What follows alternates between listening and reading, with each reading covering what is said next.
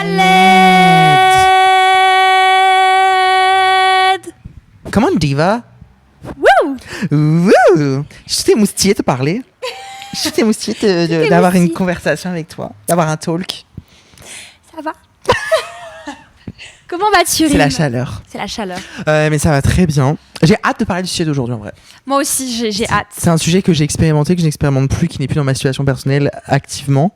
Mais C'était beaucoup de mots. I've been there, done that.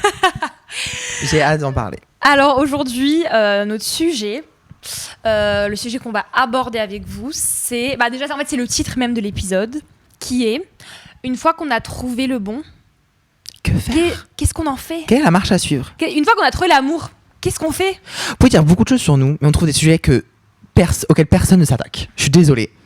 Mais en fait, on parle que des ouin-ouin. Et là, on va parler de en fait, ça se passe bien. Ouais. What up? Parce que du coup, pour vous donner un peu de contexte, j'ai trouvé l'amour. Reveal? Gender reveal. Oh my god. Pour utiliser les mots de Laurine, il y a 1 an, pour ma personne, j'arrive pas à croire que t'es en couple.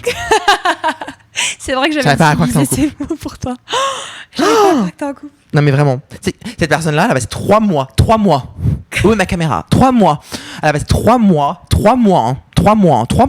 à me dire à chaque fois, plusieurs fois à chaque fois qu'on se voyait, mais Rim, j'arrive pas à croire que t'es en couple. Donc du coup, je me dois de Laurine, j'arrive pas à croire que t'es en couple. Merci Rim, merci. Round of applause. Oui, je suis en couple. Voilà, je sais qu'il regardera cet épisode et qu'il sera tout content que je parle de lui. Il a raison, Hello, âme capable, si soutien. si tu passes par là, n'hésite pas à liker et à t'abonner. Un commentaire. Alors voilà, je suis en couple depuis peu de temps, ça fait quelques mois. Je vais pas trop rentrer dans le vif du sujet parce que c'est ma vie personnelle et que je suis un peu pudique et j'ai pas envie que vous me portiez l'œil. Mais ça soulève des questions. Mais ouais. Comme d'habitude. Mais forcément, toute situation soulève des questions. Et c'est vrai que pour la première fois de ma vie, je suis dans une relation qui se passe super bien. Wouh! Mazel tov! On n'y croyait plus. On n'y croyait vraiment pas. Et j'y crois pas encore totalement. Voilà, c'est ça en fait le truc. C'est qu'on n'y croyait plus. Ce qui fait que ça nous arrive. Tellement habitué aux relations de merde, aux situations de merde, même aux choses de merde, de basse qualité. À être déçu constamment. Que forcément, en fait, c'est ce à quoi on s'attend, c'est ce qu'on connaît, c'est ce dont malheureusement, c'est ce dans quoi on est le plus confortable. C'est ça. Du coup, à l'inverse, on est en mode what is going on? C'est vrai. Imaginez un pauvre qui va aux 4 saisons pour la première fois de sa vie. Il est en mode mal à l'aise. Tellement de luxe, tellement de confort. Que faire? Ai-je même le droit de rentrer dans cette pièce? Ai-je même le droit de m'asseoir dans ce lit? Je peux m'asseoir sur le lit, je peux... Tu vois? En fait, c'est ça. Ouais. Il va pas se sentir à l'aise. Il sera pas à l'aise parce que ce sera pas familier pour lui. Tu viens de passer du Formule 1 aux 4 saisons. How you feel? Je viens de passer de Ibis Hotel au Hoxton Beach. Enfin, il était temps. Period. Mais c'est vrai, Rim a raison et ça c'est quelque chose que j'ai toujours su mais que j'ai exploré un peu plus ces derniers temps, c'est que ce qui est sécurisant pour nous, pour l'être humain, pour son système nerveux, ce qui est sécurisant, c'est ce qui lui est familier. C'est-à-dire que si vous avez grandi dans la violence, ce qui va vous être familier, ce sera la violence. Et vous ne saurez pas comment forcément réagir ou agir face à un environnement sain. Ce qui est sécurisant pour vous, c'est pas forcément ce qui est bon. C'est juste ce que vous connaissez. Et moi, malheureusement, j'ai eu principalement, comme je pense tout le monde, des relations de merde. Je suis tombée sur un nombre incalculable de tocards. J'ai eu beaucoup d'expériences négatives. J'ai eu des relations toxiques. J'ai eu des relations abusives, malheureusement. Et tout ça, en fait, ça laisse un impact un peu sur ton cerveau parce que tu as une mémoire déjà, mais tu as aussi une mémoire émotionnelle, tu as une mémoire sensorielle. Et donc, toutes ces choses, tu t'en souviens. Et surtout quand ça se reproduit plusieurs fois, ce qui est le cas de la majorité des personnes, c'est un peu ancré en toi de... Enfin, je sais, par exemple, moi, je sais comment être en relation toxique. Je sais, c'est horrible à dire. Hein, mais pas dans une relation saine. Je sais comment fonctionner dans des relations dysfonctionnelles, chaotiques, parce que c'est ce que j'ai toujours connu. Je sais ce qu'il faut faire, ce qu'il faut pas faire. C'est sécurisant pour moi. C'est sécurisant parce que je connais. C'est familier. Pas parce que c'est bon, c'est juste parce que c'est familier. Oui, on fait vraiment la part des choses entre eux. C'est pas forcément ce qu'elles recherchent, c'est pas forcément ce qu'on recherche, les choses qu'on a connues, lesquelles on est familier. C'est juste qu'on est malheureusement expert dans le sujet. On est expert dans le sujet. C'est pas forcément qu'on va fuir le reste, mais c'est que on va être dérouté par l'inverse ou quelque chose qui n'y ressemble pas. Et il faut savoir que l'être humain de nature va toujours vers ce qu'il connaît. Hein, c'est instinctif, c'est automatique. On va toujours vers ce qu'on connaît. On va vers des gens qu'on connaît ou des gens qui, en tout cas, qui ressemblent à ce qu'on connaît, des lieux qui ressemblent à ce qu'on connaît. Enfin, c'est quelque chose, c'est dans la nature humaine. Quoi. Voilà, à la ressemblance. Donc, lorsque tu as vécu que des relations de merde, des relations toxiques, tu vas aller vers des relations toxiques souvent, même de manière très très c'est souvent de manière inconsciente. Hein. Il y a très peu de personnes qui vont vous dire ah non mais je vais. J'adore la merde, j'y vais. J'adore le caca. Non, souvent c'est très inconscient et c'est vrai que c'est souvent, voilà, j'entends des amis à moi, des personnes autour de moi qui me disent putain mais j'en ai marre de tout le temps tomber sur des tocards, tomber sur des relations de merde. Et une fois on m'a dit une chose qui est très très vraie, c'est lorsqu'il y a un pattern, le problème il n'est pas extérieur, le problème c'est toi. Donc je dis pas que c'est toujours le cas, hein. Chacun a sa part de responsabilité, si quelqu'un vous maltraite, ça c'est sa part de responsabilité. Mais votre part de responsabilité c'est que vous allez vers ces personnes souvent. Vous voyez les red flags et vous y allez quand même, tu vois. Pourquoi ? Parce qu'en fait, c'est familier, tu vois. Et c'est applicable à plein de choses, tu vois. Genre, je déteste mon job et 20 ans plus tard, je déteste toujours mon job et c'est le même job parce que je suis confortable. Je suis confortable dans ce job-là, je le connais par cœur et c'était trop effrayant de prendre des risques de changer complètement de voie. Et c'est pas pour faire culpabiliser les gens, c'est juste un fait. C'est aussi pour vous responsabiliser. Et moi, je pense que je fais trop la meuf en mode comment t'as trouvé l'amour, parce qu'en vrai c'est une opportunité, c'est une grande question, la bonne personne au bon moment, qui se sont rencontrés, mais moi je pense aussi que pour moi rien n'est dû au hasard.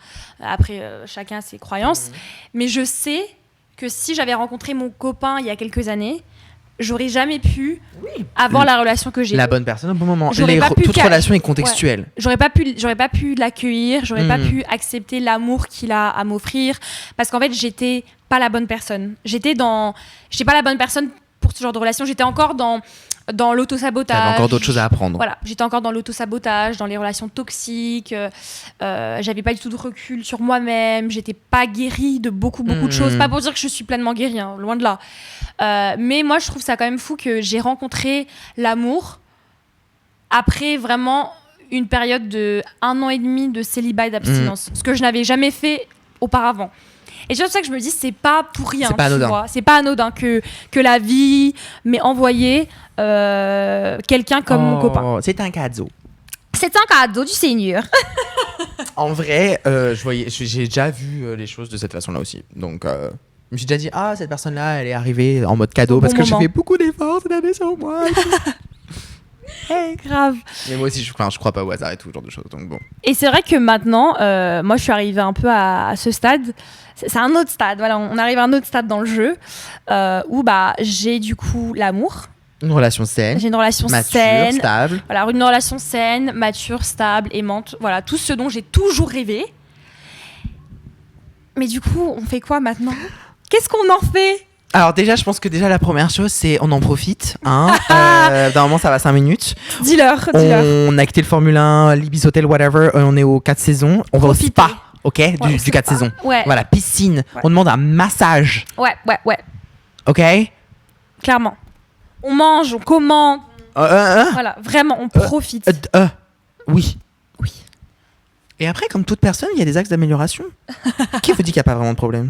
Grave, tu sais pas. Peut-être que l'ascenseur, il fonctionne pas très bien. Ouais, non, ça c'est le premier truc. C'est que qu'il y a des punaises de lit. Comme on est habitué aux relations de merde, on est habitué à un certain schéma. Donc, qui dit schéma déroutant, dit nous on est dérouté. Et du coup, il y a ce moment de too stunned to speak. Où genre vraiment, t'es en mode... I'm too stunned to speak. Genre vraiment, t'es en mode... du coup, t'en profites même pas de ta relation parce que t'es vraiment en mode genre... T'es un peu genre... Pas paralysé, mais un peu... Tu vois ce que je veux dire? Ouais. En état de stupeur. Ouais. En mode genre, c'est stupéfiant ce qui se passe. Bah moi, je sais qu'au début, je me sentais comme ça, de moins en moins. Mais c'est vrai que j'étais un peu déroutée. T'es en fait en mode genre, j'ai rien à faire. Ouais. Et ça, c'est le premier truc en fait. Genre, moi, je me souviens que c'est le premier truc que j'avais dit à mes copines. J'ai dit, j'ai rien à faire. Le gars m'a dit toutes les bonnes choses au bon moment.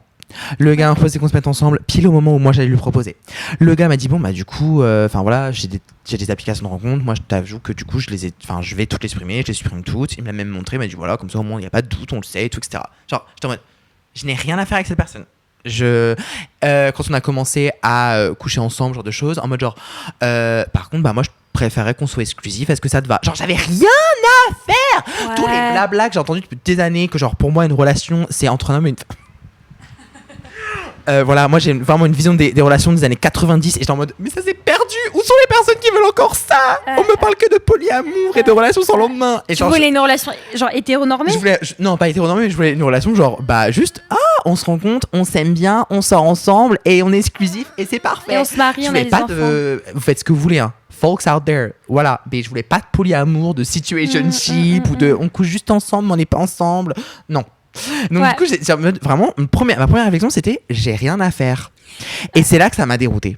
Je me souviens que j'avais lu cette phrase, je sais pas si c'était une phrase que j'avais lue ou qu'on m'avait dite, mais c'est l'amour, le vrai amour c'est grave simple. Et je me souviens que ça m'avait vraiment marqué parce que moi toutes mes relations étaient grave compliquées.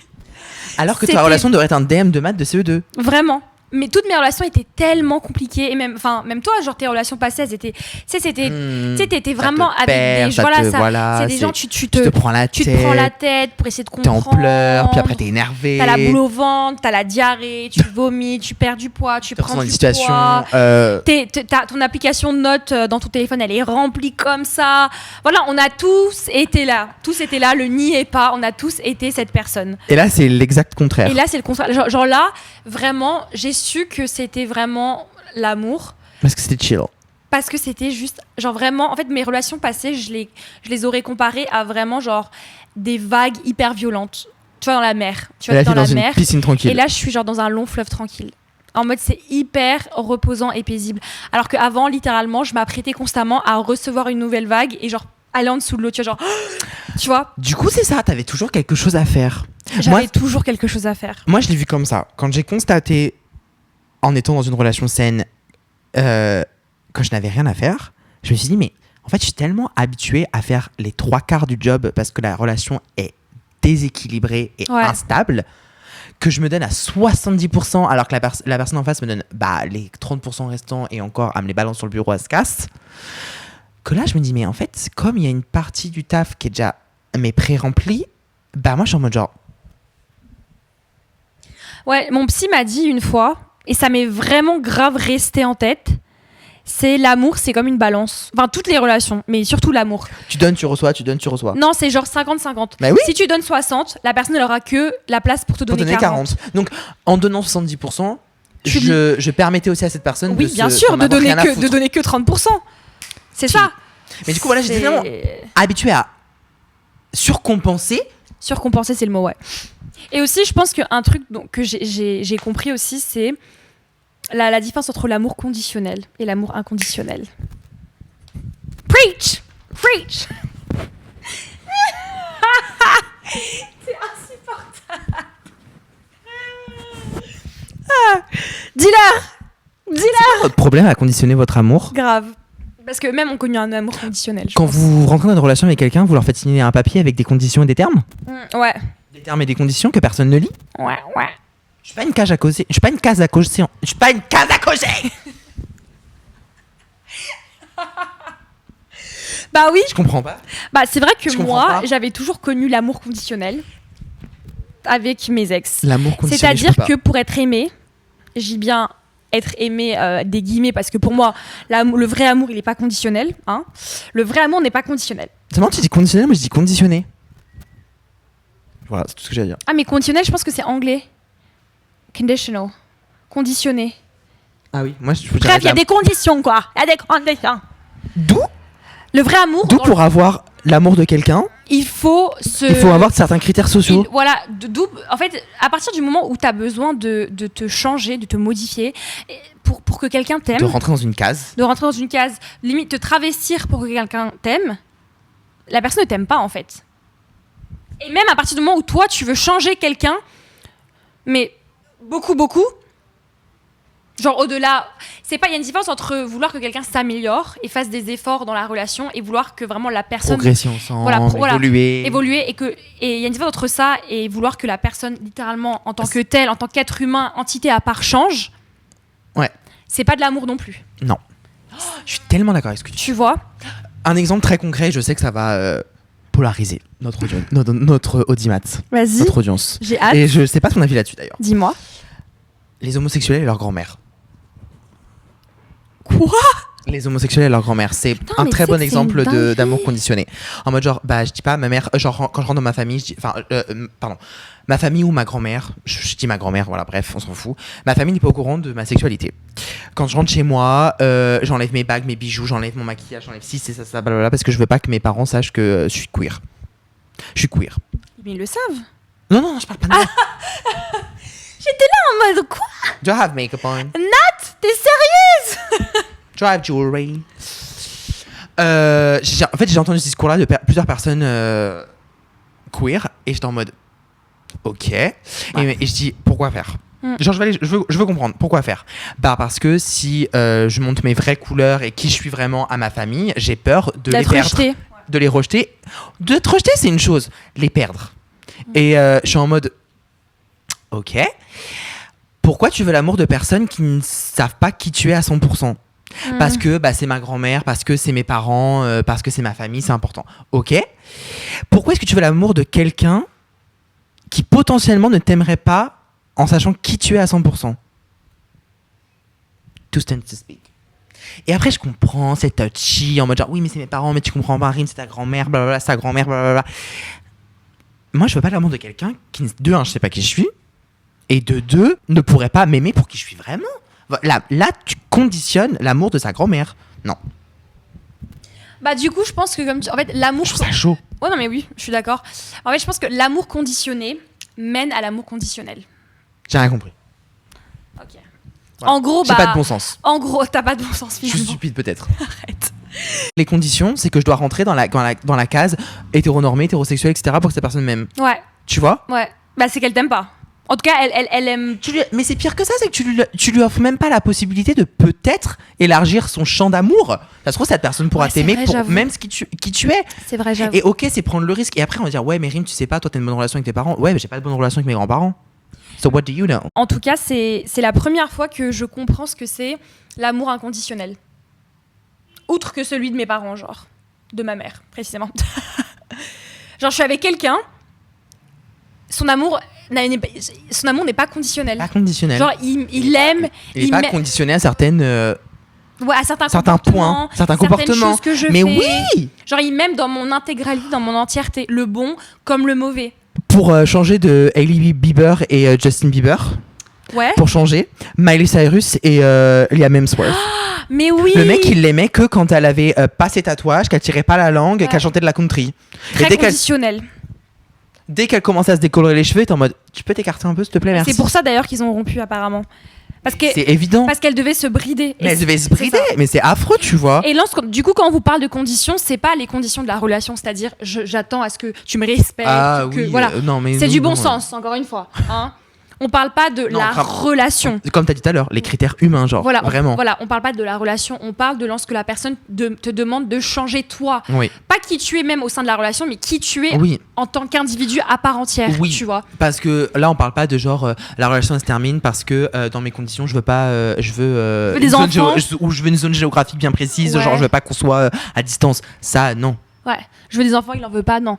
On parle pas de ce genre de conditions. On parle vraiment de les conditions qui sont propres à ta personne, à ta valeur, à qui tu es, à ton identité en fait.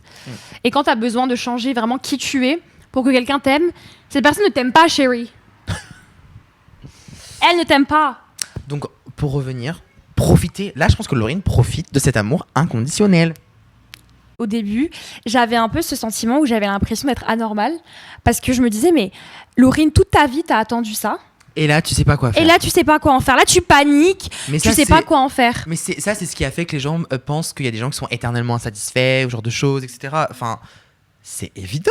On peut être dérouté par quelque chose qu'on a attendu toute notre vie. Vous pensez que la personne qui se politise à l'âge de 15 ans et demi, qui veut toute une carrière en politique, qui finit à 58 piges à l'Élysée, se dit le premier jour, c'est quoi faire ? Ben, je crois pas, non ? C'est comme, tu penses que la personne qui a déménagé en Inde de la France s'est pas sentie un peu déroutée ? Tu changes littéralement tous tes repères, mais là c'est tes repères c'est tes repères de relation, tes repères émotionnels. Tu vois, tout c'est un cadre qui est plus abstrait. C'est un cadre qui ne t'est plus familier, tu ne sais pas comment agir. Mais quand quelque chose d'abstrait comme ça te déroute, faut trouver un exemple qui vient le concrétiser un peu, tu vois.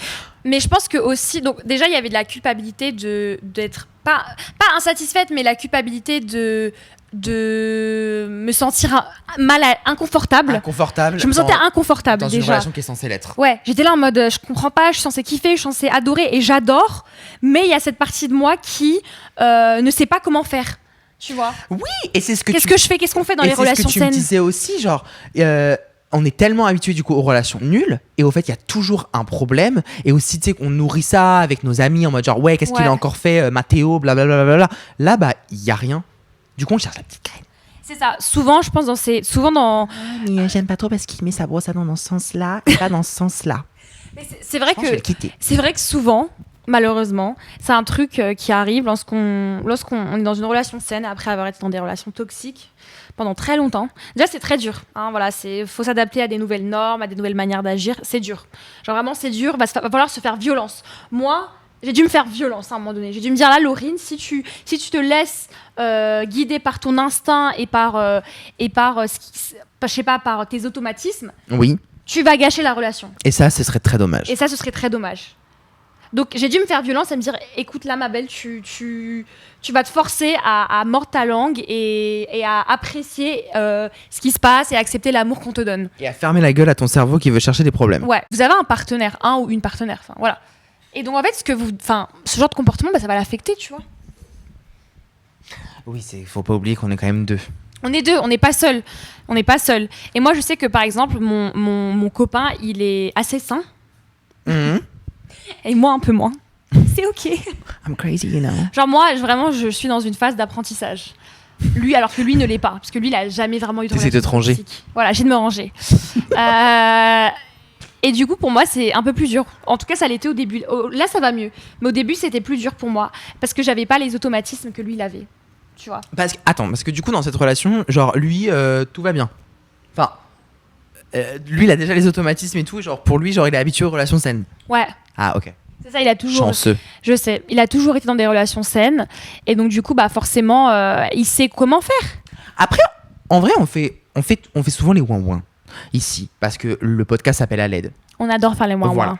Mais il faut aussi se dire qu'il y a aussi des choses positives dans le sens où je trouve que quand t'as vécu, il faut bien trouver des trucs positifs, quand t'as vécu les situations affreuses et les relations abusives et tout, etc., et que t'arrives dans une relation saine, c'est que t'es aussi capable de rassurer ton partenaire parce que toi, t'es capable d'identifier que la relation, elle est vraiment saine et mature parce qu'elle n'a rien à voir avec le stress que t'as vécu avant. Ouais. Et du coup, je trouve que c'est pas mal rassurant pour toi de un et pour la personne en face parce que tu peux lui dire ma belle, I've been through hell.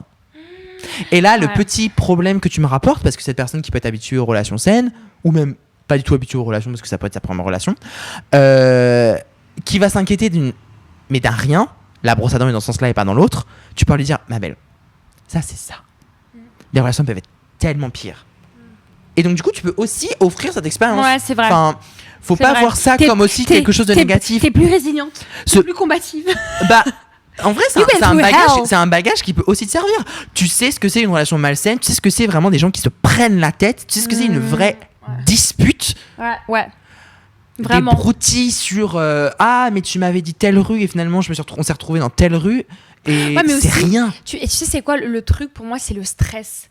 Genre bien sûr, l'état de stress. L'état de stress permanent dans lequel j'étais dans mes relations passées. On s'en rend même pas compte. Quand on est dedans, non. C'est une fois qu'elle s'arrête malheureusement. On pense vraiment que genre en fait le stress est devenu notre état normal. Voilà. Notre système nerveux est tout le temps stressé. Voilà. Et c'est seulement lorsqu'on sort de cette relation et on a Vous vous rendez pas compte qu'à chaque fois que quelqu'un sort d'une relation toxique, mais il glow up. Tout d'un coup, tu vois, son entourage va lui dire mais t'as l'air super heureux. On le répétera jamais assez. La première chose que tu ressens quand une relation toxique s'arrête, parce que après il peut y avoir les pleurs et mais pourquoi non. La première chose, et ça au tout le monde dira, début, c'est le soulagement. Merci. Je pense qu'il faut aussi essayer de pas se culpabiliser, tu vois. Parce que parfois, moi, je sais que je culpabilise, tu vois. Mais c'est parce que c'est toujours la même chose. On cherche le problème. Alors, t'as été voir ailleurs, le problème n'y est pas. T'as été dans la relation, le problème n'y est pas. Bah, c'est moi le problème. C'est moi le problème. En fait, on veut toujours trouver un problème. Et des fois, genre, you better chill. Mais je pense que aussi, il y a ce truc de... Moi, je sais que j'avais du... Et c'est aussi peut-être pour ça que j'ai été dans autant de relations toxiques et tout. C'est parce que j'avais du mal à accepter l'amour. Dans le sens, je le mérite pas, ce qui serait trop nul. Ou dans le sens, ça n'a rien à faire là. Genre, je suis un peu mal à l'aise par rapport à ça. Okay. Mais inconsciemment, mais du coup, inconsciemment, il y a peut-être ce truc de est-ce que je le mérite? Tu vois, inconsciemment, il y a un lien avec l'estime de soi. Mais c'est tout le temps l'estime de soi, ça m'énerve. En fait, inconsciemment, on pense qu'on le mérite pas. En plus, on a toujours été habitué à en recevoir tellement peu. Et on est là en mode genre... Why so much? Genre, pourquoi autant? Mais en fait, on dirait que vous êtes des serviteurs, vraiment, dans un château, et que votre souverain vous envoie un vieux penny, là, et vous êtes en mode genre, oh, mais non, mais je ne mérite pas de grâce! Mais si tu mérites, ma belle, va t'acheter des nouveaux sous. C'est comme si tu donnais un plat de pâtes à un affamé. Un plat de pâtes, c'est le truc le plus basique, mais pourtant, pour une personne affamée, ce serait, mais on a été affamé émotionnellement. Par les hommes, asséché. C'est pas de votre faute si vous avez toujours été dans des relations toxiques et abusives, et c'est pas de votre faute si vous avez été maltraité, ou même si vous avez grandi dans un environnement qui était pas aimant, parce que ça aussi ça vient souvent de l'enfance, on oublie de le dire, on n'oublie pas de le dire. C'est pas de votre faute. Genre, c'est vraiment pas de votre faute. Vous avez le droit aussi d'être mal à l'aise. Vous avez le droit d'être, mais c'est au bonheur. Vous avez le droit au bonheur déjà, et vous avez le droit aussi d'être peut-être au début un peu mal à l'aise face au bonheur et d'être en mode mais c'est quoi ça? Voilà. Je trouve que l'exemple de l'hôtel, c'est un très bon exemple. Ça, et aussi c'est comme quand quelqu'un t'offre un cadeau finalement. T'es toujours un peu mal à l'aise parce que c'est la bienséance d'être mal à l'aise en mode mais il fallait pas. Si, il fallait. Catherine, c'est ton anniversaire, il fallait que je t'offre un cadeau. Dis-leur, ma sœur, dis-leur. Tu le mérites parce que je t'aime et je t'apprécie et ça me fait plaisir de t'offrir ce pack de savon Rituals. Period. Take it. Mais toi, comment tu t'es... Du coup, parce que donc, ta dernière relation était une relation très saine, en comparaison à tes anciennes relations en tout cas. Première vraiment relation saine, adulte et tout. Comment est-ce que tu penses que tu as surmonté tous ces mécanismes d'auto-sabotage peut-être que tu avais De la même manière que de ce qu'on a dit tout au début. C'est une violence question... parfois? Non, c'est une question d'adaptation. C'est-à-dire que la nouvelle réalité qui t'a décontenancé devient ta réalité à laquelle tu connais et tu es adapté. On oublie qu'on s'adapte super vite à notre nouvel environnement. Ça, c'est vrai. Autant qu'il nous a déroutés et que t'es en mode genre ouais, je sais pas. Bah après tu t'adaptes très vite. Et faut pas tomber dans l'autre branche. Faut pas tomber de l'autre côté. Ou genre. C'est quoi de l'autre côté? Bah de l'autre côté où du coup, quand tu deviens trop confortable à ça et que tu prends pour acquis, tu vois. Voilà, au tout départ où tu te dis mais tu te rends compte, mon message tous les matins pour me dire bonjour, t'as bien dormi, tu vois, et t'es en mode mais c'est trop cool, et t'es un peu décontenancé parce que waouh, il fait ça alors que les autres le faisaient pas, tu vois, et après t'es en mode genre c'est normal qu'il l'ait fait, tu vois, faut pas tomber dans l'autre côté, tu vois, en mode de banaliser c'est le principe même de l'adaptation, c'est génial, mais ça a aussi ses travers.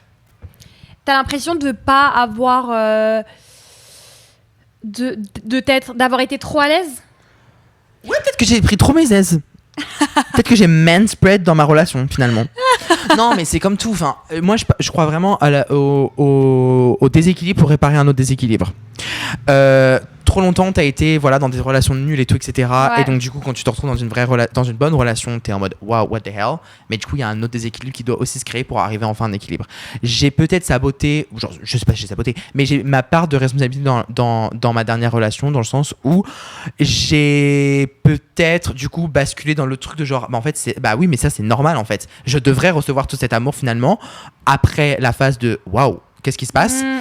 Et peut-être que je vais m'en mordre les doigts et que je vais regretter d'avoir eu ce comportement ou de m'être habitué et d'avoir pris pour acquis ça, cette nouvelle réalité. Et du coup, j'espère que plus tard, je serai capable d'arriver enfin à un truc d'équilibre qui est c'est la norme d'avoir cette relation avec ce niveau d'amour inconditionnel et mature et stable. Et pas le prendre pour acquis. Mais pas le prendre pour acquis. Ouais. Et continuer à l'entretenir et à le valoriser. Parce que c'est vrai que quand t'as passé toute ta vie à te battre pour l'amour, et qu'un jour on te le donne sur un plateau en or, tu déposes les armes. Tu t'assois et t'es en mode give it to me bitch. Sauf qu'en fait l'amour et les relations surtout c'est une question de réciprocité et d'effort. Donc si toi tu t'assois parce que t'es là en mode oh enfin genre, on me donne l'amour que je mérite et dont pour lequel je me suis tant battue.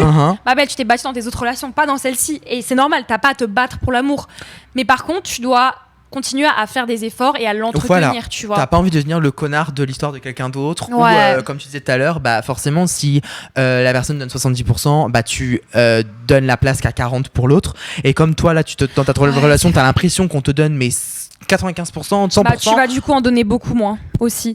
Mais je pense non mais je suis d'accord. Mais c'est vrai que c'est drôle parce que parfois, tu sais, moi dans mes relations passées, j'étais toujours la personne saine dans mes relations, même si objectivement je ne l'étais pas. Les gars, la folle du bus. Ouais, la folle du bus. Si vous avez déjà été dans des relations toxiques, vous êtes vous-même un peu toxique. Oui, si vous y êtes resté. Voilà, désolé. De partout. Sorry to break it to you, mais vous êtes aussi toxique. Et donc mais en comparative avec la personne, en comparaison avec la personne, j'étais le membre la moins folle. La moins folle. J'étais la moins folle du duo. Et en fait, le fait d'être la moins folle du duo, c'est hyper agréable. Ça te fait grave du bien à l'ego de savoir qu'en fait, c'est pas toi trop le problème, c'est l'autre. Et que c'est toi qui souffres le plus. Parce que t'as pas trop de responsabilité, tu vois. Mais quand du coup, tu te retrouves dans une relation saine et que c'est un peu toi la folle finalement du bus, c'est toi le problème, enfin la folle. Là, t'es en mode, oh putain, genre... En fait, c'est hyper... tu sais, genre là, j'ai une responsabilité. Genre là, je dois... Ça renforce, le genre, truc de genre, je suis mal à l'aise. Maintenant, je dois travailler sur moi. Alors qu'avant, j'avais pas travaillé sur moi. C'était à l'autre de travailler sur lui. Maintenant, c'est à moi. I'm the problem. Am I the problem? C'est pas... Tu n'es pas le problème. Vous n'êtes pas le problème. Vous êtes le problème. La vie vous demande vous propose un challenge. C'est ça. En vrai, c'est ça. Je pense un axe d'amélioration encore plus. Mais finalement, les relations saines, je pense, surtout après des périodes comme les nôtres qu'on a vécues, c'est surtout une opportunité, je pense, déjà aussi de guérir, de travailler sur soi. De guérir, d'avoir. Faut voir ça comme un terrain de jeu qu'est-ce que je peux faire pour rendre quelqu'un heureux ? Parce que là, on peut vraiment le faire. Parce que la personne en face, elle le mérite. Ouais, totalement. En tout cas, ne culpabilisez pas. Parce que relation saine ne veut pas dire relation parfaite et ne veut pas dire non plus que l'autre est parfait. Parce que moi, je sais que parfois, j'ai tendance à idéaliser mon copain. Parce qu'en comparaison à mes ex, c'est un fucking prince. C'est Dieu vivant. C'est un Dieu vivant comparé à mes ex. En même temps, mes ex, c'était littéralement... Des poubelles. Même des poubelles. Il y a de la matière première dans les poubelles. Non. C'était... Voilà. Des poubelles vides. C'était des grosses merdes. Mais votre ex, votre mec ou votre nouvelle meuf ou je sais pas quoi, n'est pas parfait non plus. C'est aussi un être humain, tu vois. Genre, vous culpabilisez pas, vous rendez pas malade en vous disant il est pas parfait. Il est pas parfait. Et forcément, si tu commences à te dire qu'il est parfait, forcément ça te renvoie ta propre imperfection. Voilà, c'est ça. Ouais, donc c'est une très bonne idée. C'est un très beau conseil. Vous êtes tous les deux imparfaits. Et vous avez tous les deux juste une histoire de vie différente. C'est juste que lui, il a eu la chance de pas tomber sur autant de connards. Et que là, il a les dispositions de t'offrir quelque chose que t'as toujours voulu. Voilà, et toi aujourd'hui t'as disposition de faire la même chose en retour. Slay. Donc éteins ce téléphone et va faire des petits gâteaux pour lui. Non, je sais pas, c'est une bonne idée. Éteins ce podcast. Et va lui faire Oublie pas de t'abonner et de partager avant. Et fais des papouilles. Et va lui faire des petites papouilles. Va lui parler, envoie-lui un message, dis-lui ah waouh, Alette, c'est trop bien. Voilà, bisous.